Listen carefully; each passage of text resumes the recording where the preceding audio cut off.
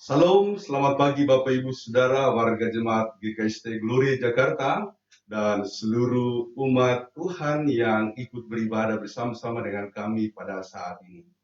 Kami atas nama Majelis Gereja dari Jemaat GKST Gloria Jakarta mengucapkan terima kasih untuk persekutuan kita hari ini. Selamat beribadah kepada semua saudara-saudara di rumah masing-masing atau dalam persekutuan virtual kita yang terhubung dalam acara live streaming ini.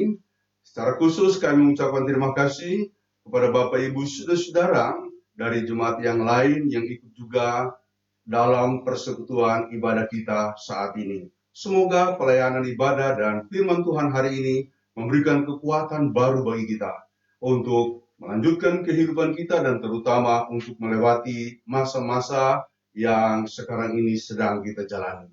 Sebelum kita memulaikan ibadah, mari kita teduh sejenak.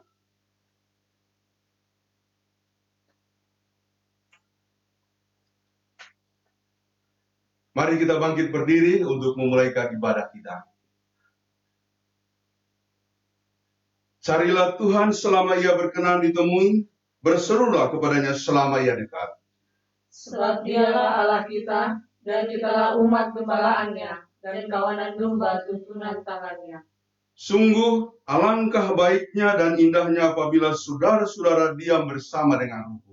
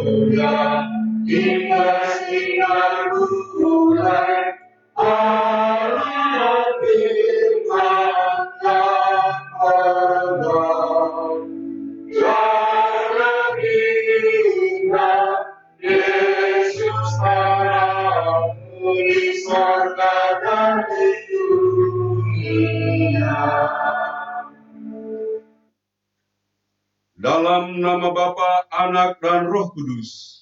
Amin. Tuhan menyertai saudara-saudara.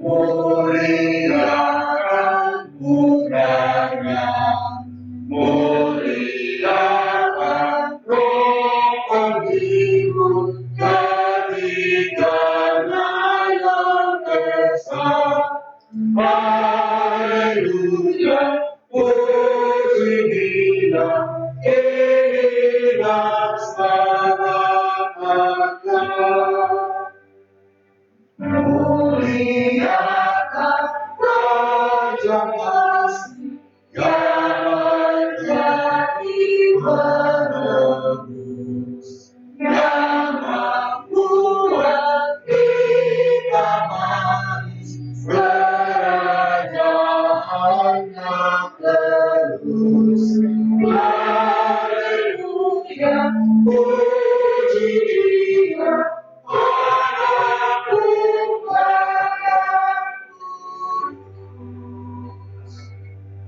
Jemaat silakan duduk kembali. Kita membaca secara berbalasan Mazmur 103 ayat 1 sampai 5. Pujilah Tuhan, hai jiwaku, pujilah namanya yang kudus, hai segenap batinku. Pujilah Tuhan, hai jiwaku, dan janganlah lupakan segala kebaikan-Nya. Dia yang mengampuni segala kesalahanmu, yang menyembuhkan segala penyakitmu. Dia yang menebus hidupmu dari lubang kubur, yang memapatahai engkau dengan kasih setia dan rahmat. Dia yang memuaskan hasratmu dengan kebaikan, sehingga masa mudamu menjadi baru seperti pada burung Raja Wali. Saudara-saudara, marilah dengan rasa malu dan dengan kerendahan hati kita mengakui dosa-dosa kita di hadapan Allah. Kita mengucapkan doa pengakuan secara bersama-sama. Kasihanilah aku ya Allah, menurut kasih setiamu. Hapuskanlah pelanggaranku menurut rahmat-Mu yang besar. Bersihkanlah aku seluruhnya dari kesalahanku, dan tahirkanlah aku dari dosaku. Sebab aku sendiri sadar akan pelanggaranku. Aku senantiasa bergumul dengan dosaku. Terhadap engkau sajalah aku telah berdosa, dan melakukan apa yang kau anggap jahat. Supaya ternyata engkau adil dalam putusanmu, bersih dalam penghukumanmu. Jadikanlah hatiku tahir ya Allah, dan perbaharuilah batinku dengan roh yang teguh. Amin.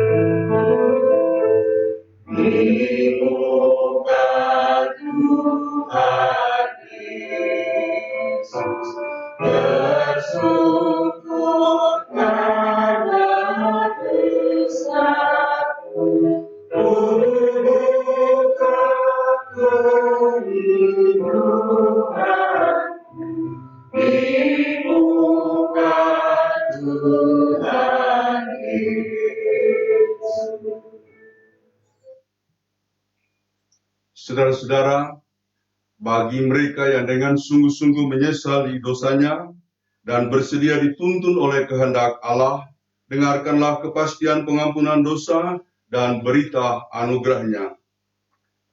Sekalipun dosamu merah seperti kirmizi, akan menjadi putih seperti salju.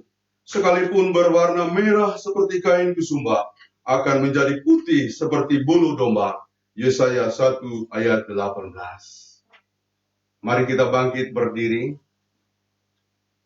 dan dengarkanlah hukum Allah yang akan mengarahkan hidup kita dalam pengampunan Tuhan. Menurut Roma 13 ayat 8 sampai 10 demikian.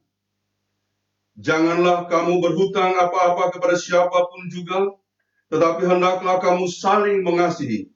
Sebab barang siapa mengasihi sesamanya manusia, ia sudah memenuhi hukum Taurat. Karena firman, jangan berzina, jangan membunuh, jangan mencuri, jangan mengingini, dan firman lain manapun juga sudah tersimpul dalam firman ini, yaitu, kasihilah sesamamu manusia seperti dirimu sendiri. Kasih tidak berbuat jahat terhadap sesama manusia, karena itu kasih adalah kegenapan hukum Taurat.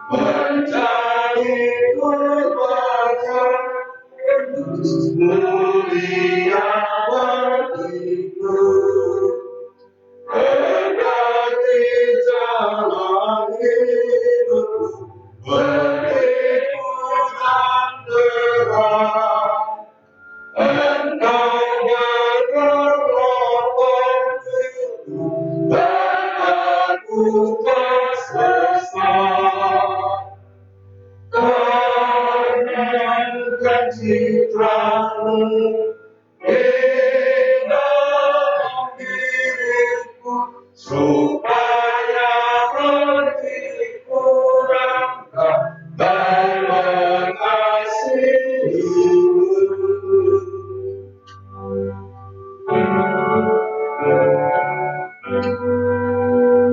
Dan menunggu menurut citramu, inilah kerinduan di dalam hatiku.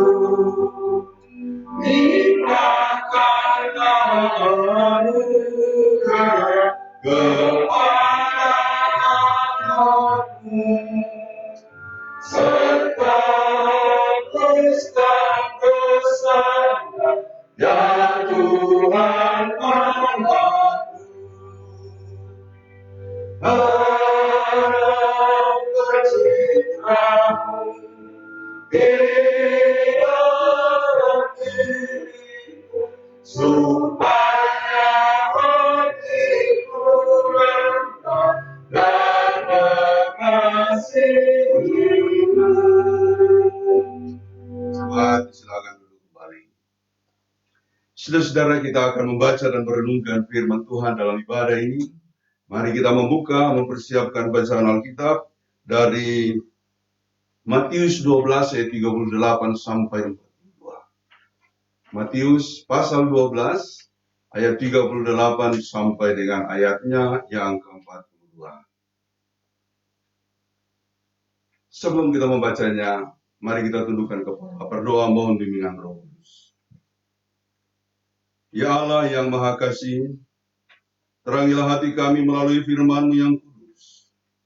Hadirkanlah kiranya firman-Mu dan Roh-Mu di tengah-tengah persekutuan kami, di rumah-rumah ataupun secara keseluruhan sebagai persekutuan virtual. Sehingga kami mengerti kehendak Tuhan melalui firman yang hendak kami baca dan renungkan saat ini. Roh Kudus-Mu menguasai hamba-Mu ini, sehingga oleh karunia-Nya hamba-Mu dapat menyampaikan maksud Tuhan dalam pemberitaan firman ini. Tuhan, kami mohon semuanya ini dalam nama Tuhan kami, Yesus Kristus. Amin. Matius pasal 12 ayat 38 sampai 42. Matius pasal 12 ayat 38 sampai 42. Kami membacakannya sebagai berikut. Pada waktu itu berkatalah beberapa ahli Taurat dan orang Farisi kepada Yesus, Guru, kami ingin melihat suatu tanda daripadamu. Tetapi jawabnya kepada mereka, angkatan yang jahat dan tidak setia ini menuntut suatu tanda. Tetapi kepada mereka tidak akan diberikan tanda selain tanda Nabi Yunus. Sebab seperti Yunus tinggal di dalam perut ikan 3 hari 3 malam, demikian juga anak manusia akan tinggal dalam rahim bumi 3 hari 3 malam. Pada waktu penghakiman, orang-orang Niniwe akan bangkit bersama angkatan ini dan menghukumnya juga. Sebab orang-orang Niniwe itu bertobat setelah mendengar pemberitaan Yunus, dan sesungguhnya yang ada di sini lebih daripada Yunus. Pada waktu penghakiman, Ratu dari Selatan itu akan bangkit bersama angkatan ini dan ia akan menghukumnya juga. Sebab Ratu ini datang dari ujung bumi untuk mendengar hikmat Salomo. Dan sesungguhnya yang ada di sini lebih daripada Salomo. Yang berbahagia ialah mereka yang mendengarkan firman Allah dan yang memeliharanya. Haleluya.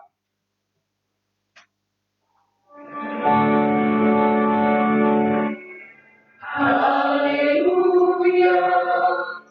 Haleluya. Haleluya.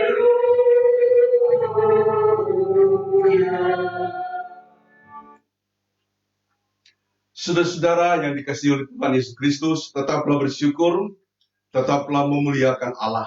Karena saya dari sisi tertentu merenungkan masa-masa kita melakukan pembatasan sosial, bahkan sekarang meningkat sebagai pembatasan sosial berskala besar, juga dimaksudkan oleh Tuhan atau kita mengambil aspek positifnya sebagai masa untuk kita memperdalam, mengintimasi, termasuk juga menghayati lebih dalam makna-makna kehidupan beriman kita. Dan secara khusus dalam persekutuan-persekutuan beribadah di rumah-rumah. Jadi saudara-saudara, tidak usah terlalu khawatir karena banyak orang dalam hari-hari seperti ini mengalami kekhawatiran yang amat sangat. Saya ingat satu pesan dari Tuhan Yesus ketika kita berada dalam keadaan yang genting ataupun keadaan yang berat. Dia mengatakan dalam Lukas 12 ayat 25, jangan kita khawatir. Dalam ayat 25 secara khusus dia menekankan, siapakah di antara kamu yang karena kekhawatirannya dapat menambah sehasta pada jalan hidupnya? Tidak ada. Bahkan kekhawatiran bukan menambah, malah mengurangi. Oleh karena itu, lakukanlah hal-hal yang positif dan terutama terus merenungkan makna-makna iman kita. Saudara-saudara yang saya senang di grup-grup, banyak sekarang muncul keahlian-keahlian dari para bapak-bapak. Mereka mengupload, memposting foto-foto hasil masakan mereka. Mudah-mudahan nanti setelah masa pandemi ini berlalu, bukan lagi ibu-ibu yang jago masak, tapi kebanyakan bapak-bapak yang akan menjadi juru masak di rumahnya masing-masing yang selama ini jarang mereka lakukan. Mudah-mudahan saya juga begitu, saudara-saudara. Saudara-saudara yang dikasihi oleh Tuhan Yesus Kristus, juga saya ingin mengatakan bahwa biarlah kita meningkatkan rasa empati kita kepada sesama yang menderita. Dan sepertinya sekarang ini, meskipun kita tidak beribadah di gereja-gereja, tapi ada sesuatu yang sekarang ini sedang digalakkan di antara kita, yaitu suatu persekutuan beriman yang lebih nyata, yakni bagaimana kita bersolider dengan orang-orang yang menderita, yang membutuhkan. Saudara-saudara, kalau cuma memberikan rasa simpati, saya kira itu belum Kristiani. Kita harus sampai pada tataran empati. Empati itu pun ada 3 tahap. Yang pertama, empati kognitif. Oh, kasihan dia, karena kita mendengar ada kabar bahwa orang lain menderita. Kita hanya memahami secara kognitif. Ada juga yang emosional, turut merasa dalam penderitaan orang itu. Saudara-saudara, menurut saya, itu pun belum mencerminkan nilai Kristianitas, nilai kekristenan kita. Sebab kita harus sampai pada empati yang ketiga yang ditunjukkan oleh Yesus, yaitu belas kasih atau welas asih. Inilah yang harus kita praktekkan dalam masa-masa sekarang, terutama ketika kita tahu banyak orang yang menderita. Saudara-saudara, pada bulan Desember yang lalu kita banyak membahas mengenai persahabatan. Bahkan tema-tema yang dikembangkan di bulan itu adalah bagaimana kita menjadi sahabat bagi saudara-saudara yang lain. Dan saatnya sekarang kita akan mempertajam makna itu. Kita peduli kepada orang lain dan membantu mereka. Sebab dalam Amsal 17 ayat 17 dikatakan, seorang sahabat menaruh kasih dalam segala hal. Tetapi kalimat berikutnya ini yang menarik, juga menjadi seorang saudara dalam kesukaran.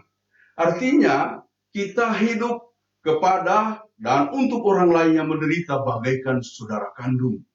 Bagaimana kita harus berjuang melakukan. Puji Tuhan, kita juga walaupun dalam bagian-bagian yang sederhana dan kecil ikut terlibat. Oleh karena itu, kita telah menjumpai dan menemui keluarga-keluarga yang membutuhkan melalui tim diakonia, melalui bendahara jemaat yang datang membagikan kebutuhan-kebutuhan yang mereka perlukan. Rencana kita akan terus karena kita mendengar masih ada beberapa keluarga yang juga mengalami kesulitan akibat pembatasan sosial ini. Mereka sangat terdampak, betul-betul tidak dapat bekerja lagi. Dan oleh karena itu kita harus membantu mereka. Saudara-saudara, saya menghimbau persembahan-persembahan yang kita sudah kumpulkan selama ini dalam ibadah-ibadah live streaming, jika berkenan, salurkan melalui rekening yang kami sudah edarkan di grup-grup, Dan kiranya itu bermanfaat untuk melanjutkan pelayanan dan kemudian empati yang berwelas asih kepada saudara-saudara kita yang menderita. Kenapa kita harus melakukan itu? Pertama-tama karena Yesus telah menjadi contoh kita. Dia adalah tanda nilai, tanda hidup, bahkan juga tanda keselamatan kita. Tema hari ini berbunyi, Yesus adalah tanda penentu zaman. Dalam bacaan tadi dikatakan pada waktu itu, beberapa ahli Taurat dan orang Farisi bertanya dan berkata kepada Yesus, "Guru, kami ingin melihat suatu tanda daripadamu." Lalu Yesus menjawab mereka, "Angkatan yang jahat dan tidak setia ini menuntut suatu tanda, tetapi kepada mereka tidak akan diberikan tanda selain tanda Yunus." Saudara-saudara, apa itu tanda Yunus? Bahwa Yunus masuk ke perut ikan 3 hari 3 malam, dan Yesus menyebut dia lebih daripada itu, yakni dia akan masuk dalam rahim bumi 3 hari 3 malam. Sepertinya ada suasana yang terkesan di sini sebagai konflik atau ketegangan antara Yesus dan orang-orang Farisi serta ahli-ahli Taurat. Dan memang itu nyata, jelas. Saudara-saudara, mengapa Yesus bersikap keras kepada mereka? Nanti sebentar saya akan mengembangkan lagi, tetapi pada bagian awal ini saya mau mengatakan, karena mereka telah menyimpangkan nilai-nilai hukum, nilai-nilai Taurat, bahkan nilai-nilai beragama. Dan Yesus tidak diam dalam hal seperti itu. Sebabnya dia mengecam mereka kasar sekali. Kata-kata mereka, "Angkatan yang jahat dan tidak setia ini." Saudara-saudara, saya pending dulu penjelasan mengenai apa yang mereka lakukan. Saya akan masuk pada soal yang ditekankan oleh Yesus, bahwa kepada mereka yang jahat dan tidak setia itu tidak akan diberikan tanda selain tanda Yunus. Tanda Yunus itu bisa kita lihat pada Yunus pasal 1 ayat 17, di mana Yunus kemudian dibuang ke laut, lalu kemudian dia oleh firman Tuhan ditelan oleh ikan yang besar, lalu kemudian tinggal di dalam perut ikan selama 3 hari 3 malam. Dan itu masuk dalam memori orang-orang Israel sebagai suatu tanda yang luar biasa. Memang saudara-saudara, dalam sejarah kehidupan umat Israel, umat Tuhan, mereka mendapatkan banyak sekali utusan-utusan Tuhan. Atau mereka dijumpai oleh nabi-nabi Tuhan. Dan setiap nabi ini memiliki keistimewaan, ada tanda-tandanya. Saudara-saudara, Yunus dalam kehadirannya atau dalam kehidupannya di perut ikan, itu menjadi sebuah kesan yang unik, luar biasa. Nah, dan karena itu mereka selalu mengingat tanda itu. Mereka datang kepada Yesus, karena apa? Karena Yesus mengesankan atau orang-orang juga memberikan semacam kesimpulan bahwa dia adalah seorang nabi. Oleh karena itu, para ahli Taurat dan orang Farisi ingin menguji dia. Lalu mereka mengatakan, "Tunjukkanlah tanda itu daripada kami kalau memang engkau seorang nabi." Saudara-saudara, apakah mereka tulus? Tidak. Oleh karena itu, Yesus langsung mengkat mereka. Bahkan awal dari perkataannya menuding mereka sebagai orang jahat, angkatan yang jahat dan tidak setia. Lalu Yesus memberitahu bahwa tidak akan diberikan tanda kepada mereka selain daripada tanda Yunus. Oleh karena itu, saudara-saudara, dia menguraikan apa yang dilakukan oleh Yunus, dan dia kemudian menyebutkan yang ada saat ini yaitu dirinya lebih daripada Yunus. Bahkan nanti kita akan melihat uraian berikutnya mengenai ratu dari selatan, yaitu Ratu Negeri Sheba, yang datang kepada Salomo untuk mendengar hikmatnya, lalu dia percaya dan memuji Tuhan. Karena itu, ini pun menjadi satu nilai yang penting bagi Yesus untuk menghadang atau untuk, kalau umpamanya dalam bahasa sekarang, mendamprat kebebalan orang-orang yang disebut para ahli Taurat dan orang Farisi itu.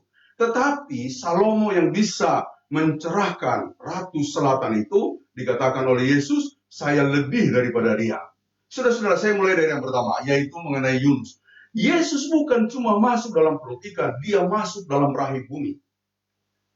Dan mengapa ini menjadi peristiwa penting dan besar melebihi apa yang dialami oleh Yunus? Karena Yesus masuk dalam rahim bumi 3 hari 3 malam, dan sesudah itu dia bangkit. Dan inilah kebangkitan yang kita rayakan pada minggu yang lalu sebagai suatu peristiwa kemenangan. Saudara-saudara, semua agama, semua orang-orang yang mempercayai kebangkitan, memahami bahwa peristiwa kebangkitan itu adalah peristiwa nanti, peristiwa eskaton. Tetapi oleh Yesus yang nanti sudah terjadi saat ini. Inilah yang kemudian menjadi nilai penting daripada Yesus, terutama melalui kebangkitannya. Apa yang nanti sudah ditarik oleh Yesus pada masa kini, sehingga kita yang percaya kepadanya digaransi atau memperoleh jaminan untuk mengalami kebangkitan yang sama. Puji Tuhan. Oleh karena itu, semua orang Kristen pada hari Minggu bersukaria, entah di gereja atau sekarang dalam masa-masa seperti ini, kita harusnya bergembira setiap hari Minggu. Karena apa? Hari Minggu itu adalah hari perayaan kita tentang kebangkitan Kristus. Karena itu kita beribadah, menyisihkan yang lain. Saudara-saudara, lalu masuk pada bagian yang kedua. Bagian yang kedua itu tentang Ratu Sheba atau Ratu Negeri Sheba yang dikatakan pada hari penghakiman akan bangkit. Lalu dia bangkit bersama-sama dengan angkatan yang jahat yang dituding oleh Yesus tadi. Dan Ratu Sheba akan menghakimi mereka juga. Demikian juga tadi dengan orang-orang Niniwe yang bangkit bersama-sama nanti dengan orang-orang Yahudi yang dikritik oleh Yesus. Lalu orang-orang Niniwe itu akan menghakimi mereka karena mereka bertobat. Ratu Sheba waktu bangkit nanti akan menghakimi mereka karena dia menerima hikmat Salomo. Saudara-saudara, kalau misalnya disebutkan orang Niniwe atau setiap orang yang percaya pada hari penghakiman nanti bangkit lalu menghakimi orang-orang yang kedapatan berdosa atau tetap hidup dalam dosa, bukan dalam arti mereka menjalankan penghakiman daripada Kristus. Sebab hakim yang agung hanya satu, yaitu Kristus. Namun nilai hidup mereka, nilai pertobatan mereka, nilai iman mereka, nilai percaya mereka akan menjadi penghalang dalam tanda petik, akan menghadang kejahatan-kejahatan daripada orang-orang yang hidup dengan dosa-dosanya di dalam dunia ini. Nilai itu akan menjadi norma. Kalau dalam bahasa lain akan menjadi cermin bagi segala kejahatan-kejahatan. Oleh karena itu, saudara-saudara, setialah sampai akhir zaman, setialah sampai akhir hidupmu dengan mempertahankan imanmu, karena itu nanti akan menjadi suatu kaca benggala bagi kejahatan yang lain. Jangan terbalik. Jangan kesetiaan orang lain, lalu kemudian menjadi kaca benggala bagi kita, sehingga kita tidak bisa diperkenankan masuk dalam kerajaan surga. Saudara-saudara, Ratu Selatan dari Sheba, negara Sheba itu, lalu kemudian percaya, ini dikisahkan dalam 1 Raja-Raja, pasalnya yang ke-10. Kalau kita baca dari ayat pertama dan ayatnya yang seterusnya, ada kerinduan Ratu Sheba untuk menemui Salomo, sebab dia mendengar kehebatan Salomo, terutama hikmatnya. Kita tahu Salomo diliputi oleh hikmat, karena waktu dia diminta oleh Tuhan untuk mendapatkan anugerah, Salomo tidak meminta yang lain. Dia tidak meminta harta kekuasaan, tapi dia hanya meminta hati yang bijak untuk menimbang perkara. Dan karena itu Tuhan menganugerahkan kepadanya hikmat. Bahkan lebih daripada itu, Tuhan juga mengaruniakan apa yang dia tidak minta. Sepertinya orang Kristen seringkali salah kaprah. Dia pikir dengan kesuksesannya, dengan kejayaannya, dia akan berkembang, dia akan menerima hal-hal yang lebih besar. Hari ini kita dibukakan suatu rahasia daripada Tuhan, bahwa milikilah hikmat Tuhan, maka itulah yang akan membuat kita berkembang. Kembali kepada Salomo. Ratu Sheba tidak percaya. Oleh karena itu, dia datang dari jauh. Dia datang dari selatan, makanya disebut dia dari selatan. Untuk menemui Salomo. Lalu dia kemudian disambut oleh Salomo. Disitulah Ratu Sheba melihat apa yang dilakukan oleh Salomo. Pertama-tama, dia memperhatikan bagaimana Salomo mempersiapkan ibadah-ibadah, mengatur rumah Tuhan, dan lain-lain sebagainya. Bagi Salomo waktu itu yang prioritas adalah Tuhan. Lalu kemudian dia mendengar apa yang menjadi hikmat Salomo. Kemudian Ratu Sheba dicerahkan. Pada ayatnya yang ke-9 dari 1 Raja-Raja pasal 10 dikatakan di sana begini. Ratu Sheba memuji Tuhan.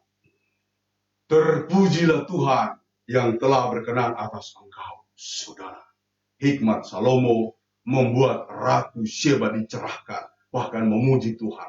Itulah sebabnya disimpulkan tadi oleh Yesus, nanti dia akan bangkit bersama-sama angkatan yang jahat, dan dia akan menghakimi juga orang-orang yang jahat. Dalam maksud yang saya jelaskan tadi, nilai pertobatannya akan menjadi norma untuk kemudian mengevaluasi seluruh kehidupan dosa, seluruh kehidupan jahat dari manusia-manusia yang tidak mau hidup dalam kebaikan dan kebenaran.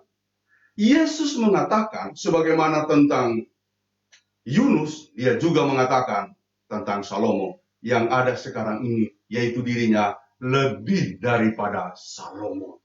Saudara-saudara, memang Yesus lebih daripada Salomo. Apalagi tadi tentang Yunus, dia bukan cuma masuk dalam perut ikan, dia masuk dalam rahim bumi waktu dia mati dan bangkit. Inilah kemenangan, inilah suatu kebangkitan yang datang dari Tuhan. Namun, ketika kita berbicara tentang Salomo yang diagungkan karena hikmatnya, Yesus menyebut dia lebih daripada Salomo. Saya akan memaparkan beberapa hal. Mengapa dia lebih daripada Salomo? Yang pertama, saudara-saudara, sebagai tanda dari Tuhan yang hari ini kita sebutkan sebagai tanda Allah yang menentukan zaman, bahkan menentukan nilai hidup. Yang pertama, Yesus itu memiliki relasi yang kuat dengan Tuhan Bapanya di sorga, dengan Allah Bapa di sorga. Relasinya sangat kuat, saudara-saudara. Dia begitu kuat dan semuanya dia serahkan kepada Bapanya. Semua adalah dari dan untuk Bapa di sorga. Itulah sebabnya ketika dia dicobai di padang gurun, dia menolak apa yang ditawarkan oleh iblis dan dia menjadi pemenang.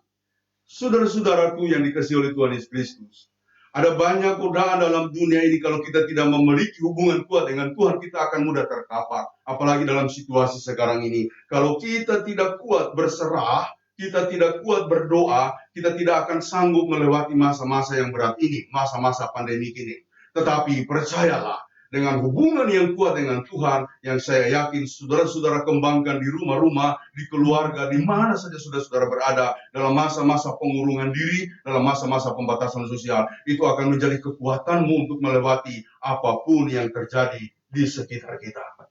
Yesus adalah seorang manusia, anak manusia, yang menjadi contoh bagaimana kita menjaga relasi yang kuat dengan Tuhan. Dan karena dia mempunyai relasi yang kuat dengan Allah, dia mengaplikasikan, dia mengejawantahkan, dan dia hidup sepenuh-penuhnya dalam kasih Allah. Ini bagian berikut daripada tanda yang bisa kita baca dari Yesus, yang melebihi Salomo. Dia mengaplikasikan, dia hidup sepenuh-penuhnya dalam kasih Allah. Dan karena itu hukum kekristenan sekarang bukan lagi hukum Taurat, walaupun kita masih mempelajari dan kemudian mengambil makna-maknanya, tetapi hukum kita sekarang adalah hukum kasih. Percaya kepada Allah dengan sekuat hati, sekuat tenaga, sekuat jiwa, sekuat akal budi. Tetapi pada saat yang sama kita percaya kepada, kita mengasihi sesama manusia. Karena kasih Allah itu, lalu kita mengasihi sesama manusia. Tolong diingat, kalau tidak ada kasih dan implementasi kasih dalam hidup kita, maka semuanya sia-sia. Itulah sebabnya saya mengajak mari kita mempraktekkan kasih dalam kehidupan sekarang ini. Berikutnya, saudara-saudara, karena Yesus punya kasih yang kuat, dia mendobrak. Dia kemudian membongkar segala kemunafikan, segala kejahatan. Bukan cuma sekali dua kali dia mengkritisi orang-orang yang disebut pemimpin agama pada zamannya, yang dikatakanlah sebagai angkatan yang jahat, tidak setia, bahkan hidup yang selalu seorohani, yang kelihatan putih bersih seperti kuburan, dilabur putih di luar, tapi di dalamnya penuh tulang belulang. Masih banyak kesempatan-kesempatan lain di mana Yesus mengkritik, dia membongkar. Saudara, tidak ada keberanian untuk membongkar kejahatan di sekitar kita, untuk mengkritisi kalau kita tidak punya relasi yang kuat dan tidak hidup dalam kasih. Saudaraku, kiranya nilai-nilai ini akan kita hidupi. Tetapi yang paling penting adalah nilai itu adalah nilai yang selalu baru. Karena Yesus selalu memberikan yang baru kepada kita. Itulah sebabnya dia menjadi tanda penentu zaman, oleh karena dialah tanda Allah yang kemudian menghadirkan keselamatan bagi kita. Dia sebagai tanda Allah ini membebaskan. Yang kedua, membaharui. Tidak ada pembebasan tanpa kepercayaan kepada Kristus yang bangkit. Tidak ada hidup baru tanpa kita berserah penuh kepadanya. Lalu nilai-nilai ini akan menjadi penentu kehidupan kita. Bagaimana kita akan hidup sebagai orang yang beriman dalam arti yang sebenar-benarnya. Saudara-saudara yang dikasihi oleh Tuhan Yesus Kristus, mari menjalani kehidupan kita dalam kekuatan iman seperti ini. Sungguh dia adalah tanda penentu zaman, bahkan tanda penentu nilai-nilai hidup kita dalam segalanya. Semoga Tuhan memberkati kita dalam kehidupan kita, secara khusus dalam melewati masa-masa pandemi ini. Tuhan memberkati. Amin.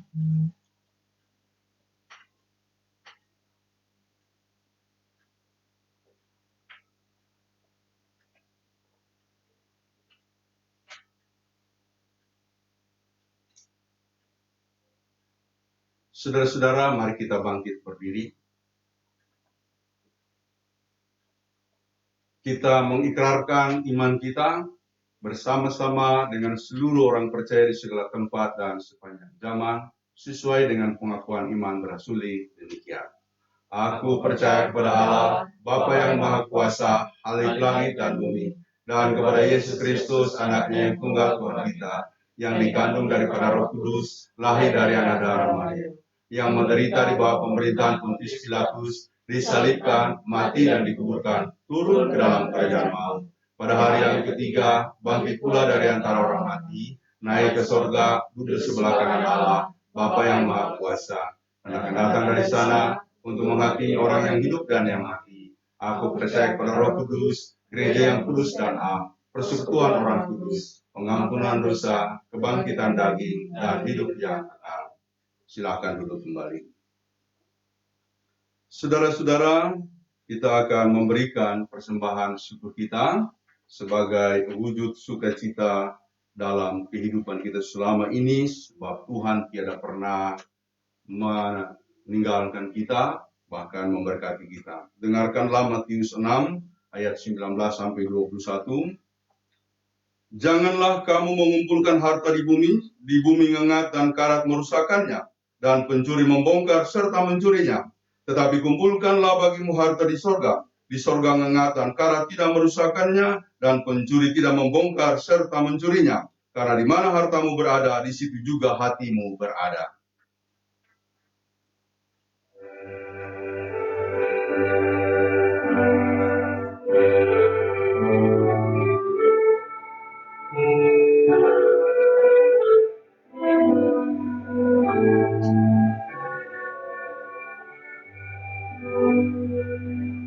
Hujan berkat dari surga, itulah janji kudus. Hidup saudara di surga, kami dari bagus. Hujan berkat, itu yang kami perlu. Sudah merintis berkat-Mu, biar bercurah penuh. Biar berkat juga, kini kami bersatu. Bila datang perempuan, ada dengan serta-Mu. Hujan berkat, itu yang kami perlu. Sudah menetes berkat-Mu, biar tercurah penuh. Saudara-saudara, kita berdoa mendoakan persembahan kita, juga menaikkan syafaat dan mengakhiri doa kita dengan doa Bapa kami secara bersama-sama. Mari kita berdoa. Bapa di sorga, kami bersyukur untuk ibadah hari ini. Berkatilah setiap umat-Mu, setiap keluarga pribadi yang mengikuti ibadah ini. Kiranya kasih karunia Allah menyertai mereka. Kami berdoa ya Bapa di sorga, untuk jemaat-Mu, jemaat GKST Gloria Jakarta. Kami mendoakan mereka yang sakit, Ibu Velma Paswa Valenta, Ibu Maureen Hamang, Saudara Willy Bow, Bapak Rosano Robert Bunggundapu, Saudara Marcel Mangela, dan yang lainnya yang juga dalam keadaan sakit, kami memohon kepadamu. Tuhan, karuniakanlah kekuatan, kesembuhan. Berkatilah para medis, obat, makanan, minuman yang mereka terima. Kami mendoakan rencana operasi besok yang akan diikuti oleh Bapak Robin Mangela. Tuhan berkatilah, sehingga operasi pada bagian tangannya yang retak ini boleh berjalan dengan baik. Kami mendoakan dalam pemulihan Ibu Foni Krishna Pagala-Galamba, Bapak Onja Tobondo, kiranya kasih karunia Allah dipenuhkan dalam kehidupan mereka, semoga mereka makin dipulihkan. Kami mendoakan keluarga Bapak Hans Tondawani, keluarga daripada Ibu Amelia Tondawani yang mengalami kedukaan kemarin, dan kami mendukung dalam doa ini. Tuhan hiburkanlah mereka atas meninggalnya ibunda mereka yang terkasih. Tuhan menyertai keluarga-keluarga yang ditinggalkan oleh ibunda terkasih. Kami mendoakan yang berulang tahun, baik ulang tahun kelahiran maupun ulang tahun pernikahan. Tuhan berkatilah mereka, sehingga usia yang mereka terima sebagai masa waktu baru yang Tuhan berikan dalam kehidupan mereka sebagai pribadi maupun keluarga akan menjadi suatu ajang untuk membuktikan kehidupan mereka, iman mereka, dan pengabdian mereka. Kami mendoakan keluarga-keluarga yang mengalami kesulitan ekonomi sebagai dampak pembatasan sosial akibat pandemi corona saat sekarang ini.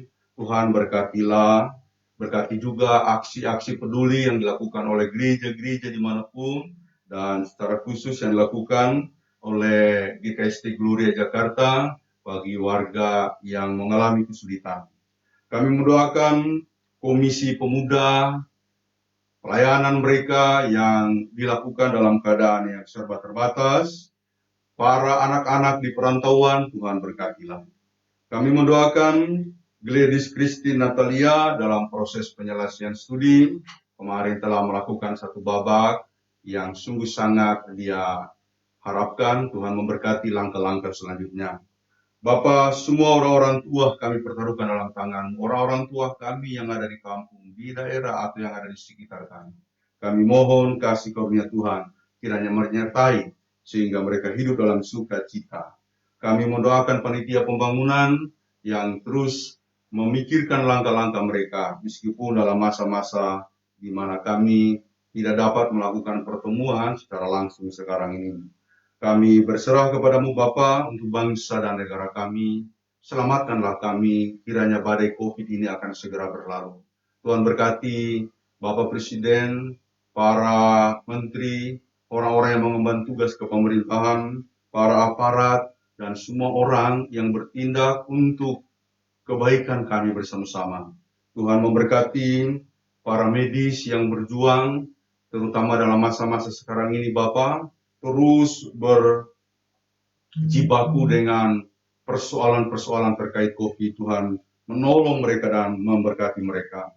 Kami mendoakan para pasien, para orang-orang yang menjadi korban. Tuhan tolonglah. Kiranya anugerah kasih-Mu akan menyertai mereka.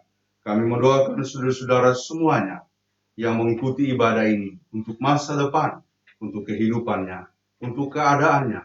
Kami pertaruhkan seluruh kehidupan kami hanya dalam tangan Tuhan. Inilah Bapa doa syukur kami, doa permohonan kami. Kami panjatkan kepadamu hanya di dalam nama Tuhan kami Yesus Kristus yang telah mengajarkan kami berdoa bersama-sama. Bapa kami yang di sorga, dikuduskanlah namamu, datanglah kerajaan-Mu, jadilah kehendak-Mu di bumi seperti di sorga.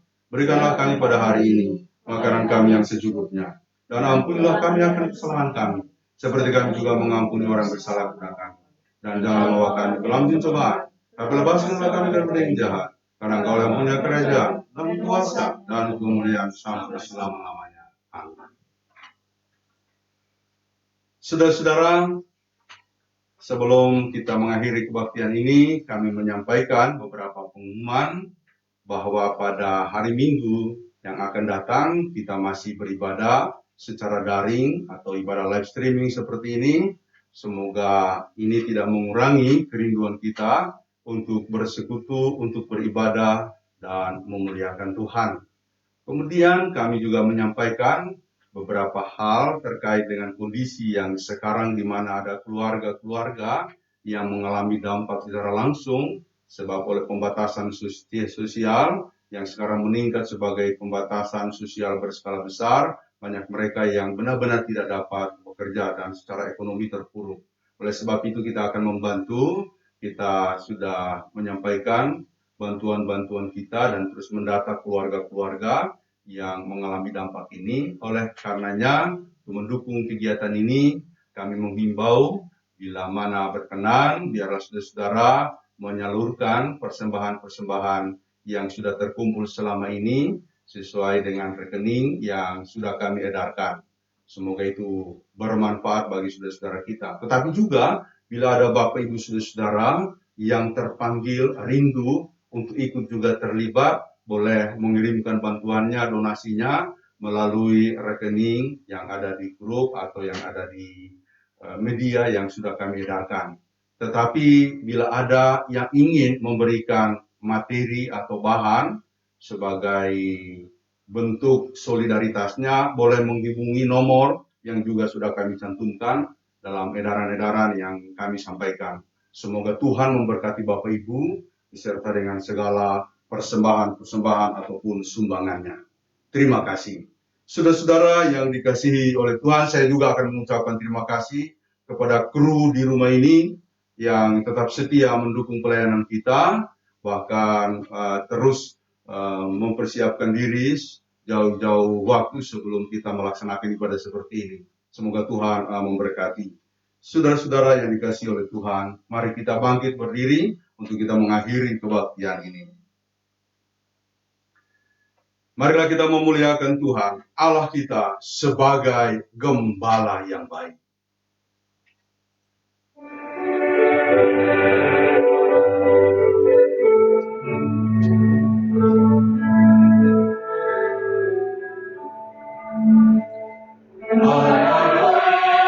Bersulingan aku, membimbing aku pada air tenang, dan memberikan aku meneduh di badanmu, hingga berkenan. Oh, gembala aku itu Tuhanku, membuat aku tetap meniru, mengalirkan sungai kasihku, kuasa damai terbang benih.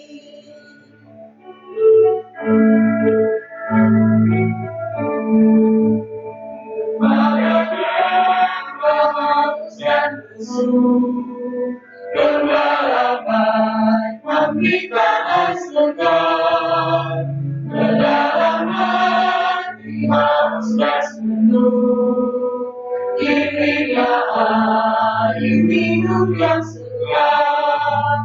Oh, gembala aku ikut Tuhanku, membuat aku berani, mengalirkan sungai kasihku, kuasa damai telah pergi.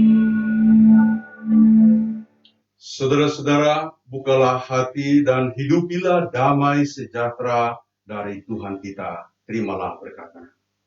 Tuhan memberkati engkau dan melindungi engkau. Tuhan menyinari engkau dengan wajahnya dan memberi engkau kasih karunia. Tuhan menghadapkan wajahnya kepadamu dan memberi engkau damai sejahtera. Amin.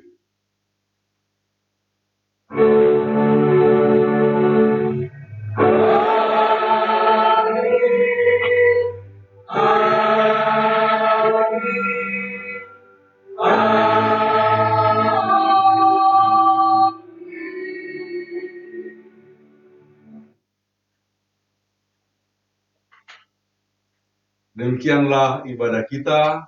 Tuhan memberkati. Salam.